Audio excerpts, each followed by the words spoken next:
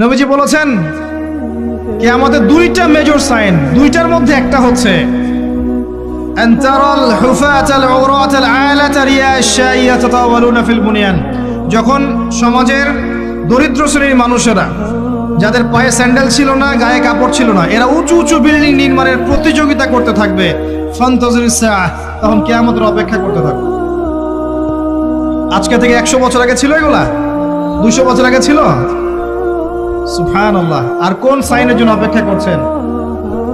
তিনি বলেছেন শেষ জামানায় women will dressed but still they will be naked। মহিলারা কাপড় পরবে, তারপরেও তারা নগ্ন থাকবে। আপনি ঢাকার শপিং মলে যান, আপনি দেখেন। আর কোন সাইনের জন্য অপেক্ষা করছেন?